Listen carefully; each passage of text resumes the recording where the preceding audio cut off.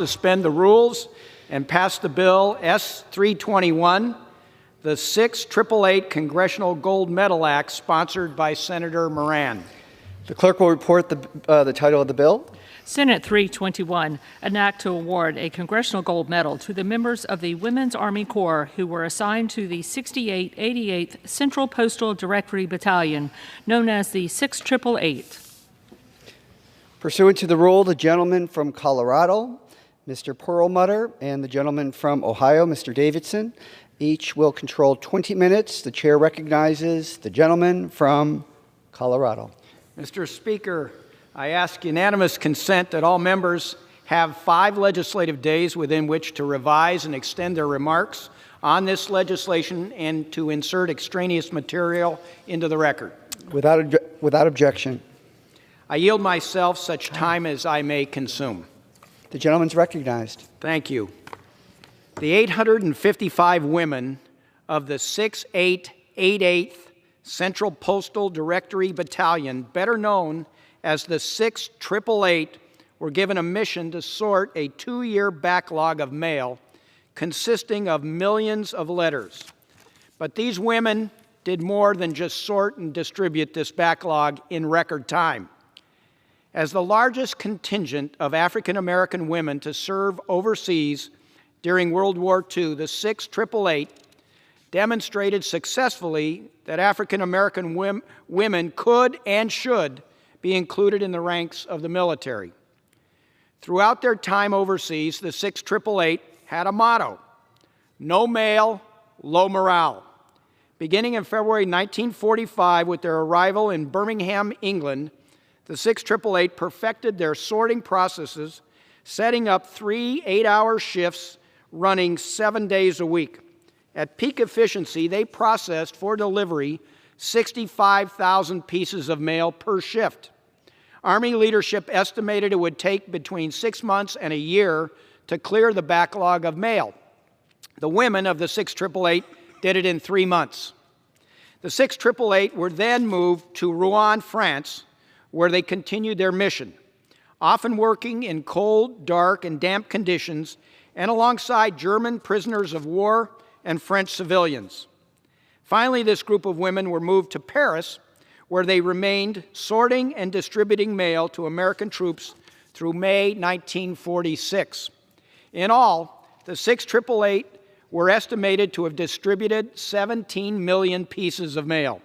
Yet despite their important contributions to boosting troop morale and to work to dispel racist stereotypes within the military of the value and dedication of African American women in the armed services, the accomplishments of the women of the 6888 went unrecognized for decades. This bill is small, but it is a significant step towards ensuring the 6888's contributions are acknowledged and widely celebrated. The bill directs the United States Mint to strike a Congressional Gold Medal in honor of the women of the 6888 Central Postal Directory Battalion in recognition of their pioneering military service and contributions to increasing the morale of all American personnel stationed in Europe by ensuring no mail from loved ones was left undelivered. For these reasons, I urge my colleagues to support this bill, and I reserve the balance of my time. Gentleman reserves. The gentleman from Ohio, Mr. Davidson, is recognized. Mr. Speaker, I yield myself such time as I may consume. Gentleman's recognized. I rise in support of Senate Bill 321, the 6888 Congressional Gold Medal Act. Mr. Speaker, with our world so interconnected today, we can sometimes forget how big the role of mail played in our daily lives before technology came about. Electronic technology came about. These especially ring true for those who left home to defend our nation in times of war. As stated by the Smithsonian's Postal Museum, quote, for members of the armed forces, the importance of mail during World War II was second only to food. The emotional power of letters was heightened by the fear of loss and the need for communication during times of separation, end quote. The importance of morale-boosting letters was well known back home in the United States, and many answered the call to send letters to the U.S. military fighting in the Great War. However, getting these letters to the men on the front lines was an arduous task. By February of 1945, warehouses in Birmingham, England, had a backlog of millions of pieces of mail. This is where the 688 Central Postal Directory Battalion forever changed history. Going back a bit, on July 1st, 1943, Franklin Delano Roosevelt signed into law legislation that established the Women's Army Corps, better known as WACs. Early on, these corps consisted of only white women, and even when African American women were admitted into the WAC, the recruitment was limited to only 10%. Additionally, those who did enlist served in segregated units, they participated in segregated training, and they lived in segregated areas. Despite the overt racism and segregation, a total of 6,520 brave African American women served in the Women's Army Corps. In November of 1944, despite slow recruitment of volunteers, a battalion of 817 and later 824 enlisted personnel and 31 officers, all African American women drawn from the WAC, the Army Service Forces and the Army Air Forces, was created and eventually designated as the 688 Central Postal Directory Battalion.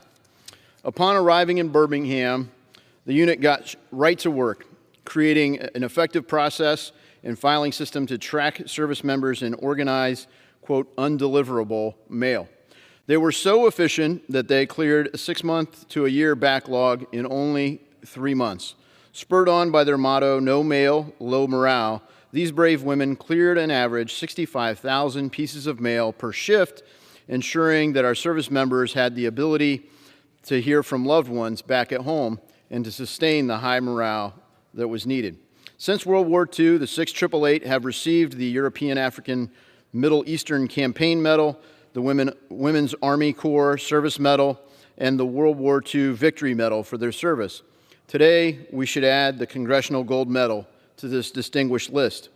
I would also like to take this opportunity to thank Representative Gwen Moore from Wisconsin, the author of House Bill H.R. 1012, for her work to bring recognition to these brave women. I urge my colleagues to support this bill, and I reserve the balance of my time. Gentleman reserves.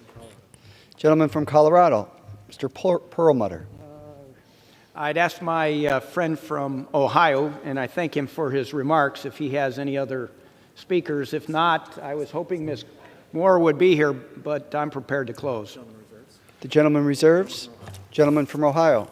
I believe we're in a period of dueling reserves, trying to accommodate colleagues who are en route. But I would elaborate, as a prior enlisted service member, never serving in a field of combat, just getting a letter from home when you were away on a deployment, or even from the very moment you went to basic training. In those days, you didn't have cell phones, text messages, emails, instant messages, web chat rooms, and all these things. So your lifeline was the Postal Service. And frankly, I owe it to the mail service that delivered letters to me while I was a cadet at West Point, to a big part of the courtship that led to me marrying my wife. So we dated the whole time we were there. We looked forward to letters.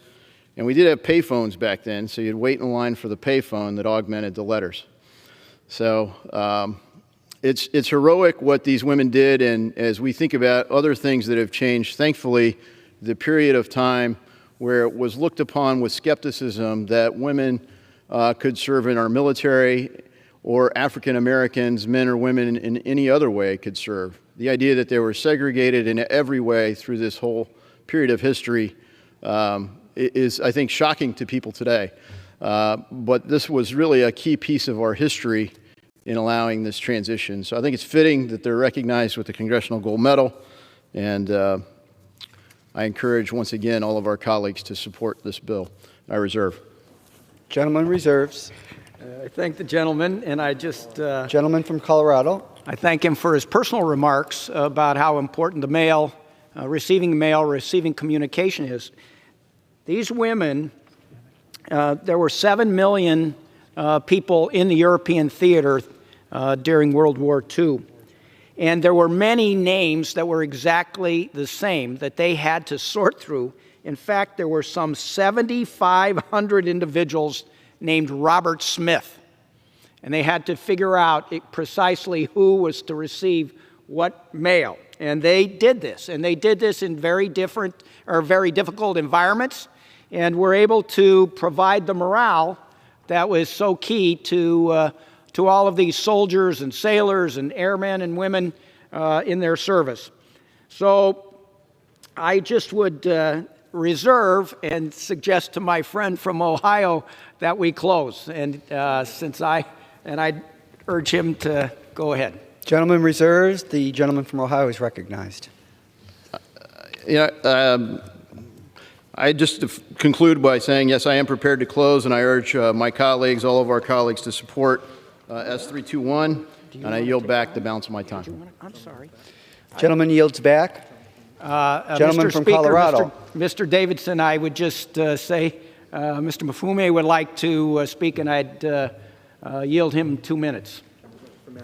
Well, thank you Gentleman very much. from Maryland is recognized. Thank you, Mr. Speaker. I want to thank the distinguished gentleman for yielding a little bit of time here at the conclusion of this discussion. And I want to thank all of those, particularly the gentlewoman from Wisconsin, for coming up with this bill on the House side, and obviously the speakers on the Senate side that support it. I can't say enough about the need here to do the right thing in awarding this Congressional Gold Medal to the members of the Women's Army Corps who were assigned to the 6888 Central Postal Directory Battalion. It was a total of 855 black women. It was 1944 and 1945. They went to serve their country with distinction and to make sure that that war would somehow guarantee rights to all Americans, many of the rights that they did not have themselves. They were the largest contingent to be deployed overseas of black women, and they worked 7 days a week. And as was stated earlier, 7 days a week was not even enough for many of those who witnessed what they were doing. The Army, with its own admission, sort of figured that the work that would be before them would take months and months and months.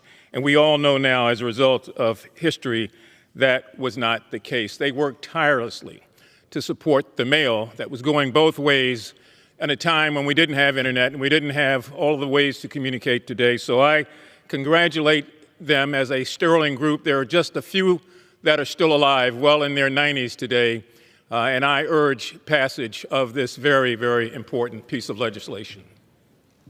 And I would reserve. Thank you. The gentleman from Colorado has the only time remaining. Would the gentleman consider I would to Mr. Letourneau? yield to the gentleman from Ohio, because I thought we were all finished, but obviously we have other speakers, and I know there's time on both sides. Does the gentleman from Ohio wish to reclaim his time? I do. Without objection, the gentleman is recognized. Thank you, Mr. Speaker, and thank you, Mr. Perlmutter. I yield 2 minutes to the gentleman from Kansas, Mr. Letourneau. Gentleman is recognized. Thank you, and I want to thank my colleagues. Mr. Speaker, I rise in support of this legislation to award a Congressional Gold Medal to the members of the Women's Army Corps 6888 Central Postal Directory Battalion. In 1943, President Franklin D. Roosevelt signed legislation that created the Women's Army Corps, and with the help of First Lady Eleanor Roosevelt and Mary McLeod Bethune, the opportunity to serve in overseas units was soon extended to African American women, and the 6888 unit was born. The 6888 began their service in 1945 and were stationed in areas throughout England and France. Despite the dangerous conditions, these brave women helped sort and deliver millions of vital pieces of mail to soldiers on the front lines and helped quickly eliminate a 6-month backlog at several mail stations. I am honored to help introduce this legislation to award the 688 with the highest honor in Congress, the Congressional Gold Medal, for their heroic service to our nation. I want to thank my colleague, Congresswoman Moore, for leading this effort in the House, and my fellow Kansan, Senator Moran, for helping get this bill across the finish line in the Senate. I urge my colleagues to support this bill that gives these heroic women the recognition they deserve. Thank you, and I yield back. The gentleman from Ohio? Gentleman from Ohio reserves. Gentleman from Colorado is recognized. I'd like to yield 3 minutes to the sponsor of this bill, a gentlewoman from Wisconsin, Ms. Moore. The gentlewoman from Wisconsin, Ms. Moore, is recognized. Thank you so much, Mr. Speaker, and thank you, gentlemen, for yielding. I want to thank my colleagues on both sides of the aisle who have worked tirelessly to get the majority, the supermajority necessary to consider the S-321 to award a Congressional Gold Medal to the Women Army Corps 688 Central Postal Battalion.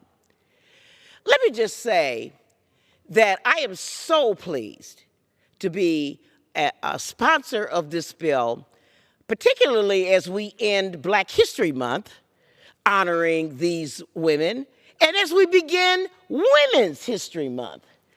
The intersection of those two things is certainly very appropriate to mention the 688. You've heard about the heroic efforts that this only Black female battalion ever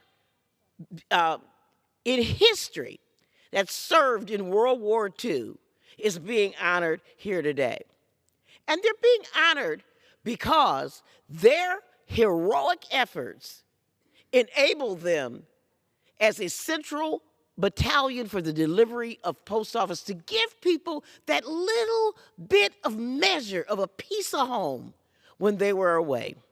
I just have to ask my colleagues, you know, when there are 7,500 Robert Smiths who weren't able to get their mail during World War II, who did they call? The 688. Black women. When they were coming under fire, and there were 17.5 million pieces of mail that were backlogged and couldn't be sent to these soldiers, who did they call? Oh yeah, the 688. And when mothers were worried that their sons, when wives were worried that their husbands had lost connection, who kept that connection going? The 688. You know, their motto was no mail, low morale. So they weren't just sorting mail, people. They were, in the words of Judy Glazer, printed in the Niagara Gazette, May 21st, 2021, their work was more than sorting mail. It was ministering to the souls of soldiers, making sure they received that piece of home that reminded them that they were not forgotten. And today, we're not forgetting them. And I say, in the name of my constituent who is still alive and will be enjoying her 98th birthday on March 5th, Anna Mae Roberson, congratulations on this gold medal. Yield me one more second. I will yield you 1 more minute. I just want to enter into the record the names of First Lieutenant Fanny Griffin, McClendon of Arizona, Corporal Lena Derricott Bell King of Las Vegas, Nevada, Private Romay Catherine Davis of Alabama, Hilda Griggs of New Jersey, Private Credentia Garcia from the Bronx, who are still alive, and to the relative, to the son of their leader, Major Charity Adams. Thank you, Major, for leading the 688 to this great victory today. And with that, I would yield back. Gentleman from Colorado reserves. Reserve. Gentleman from Ohio is recognized. I yield back. Gentleman yields. Gentleman from Colorado. Thank you, Mr. Speaker. Thank you, Mr. Davidson. Thanks to the sponsor of this bill and the passion she always brings to this floor. I'd like to also thank the sponsor of the bill in the Senate, Senator Moran from Kansas. Everybody, particularly the House sponsor, Ms. Moore, and the Senator, Mr. Moran, for their hard work in ensuring the women of the 6888 receive the recognition they so richly deserve. As Drexel University historian Gregory S. Cook notes, quote, "They knew what they did would reflect on all other black people. The Tuskegee Airmen, the 6888 represented all black people.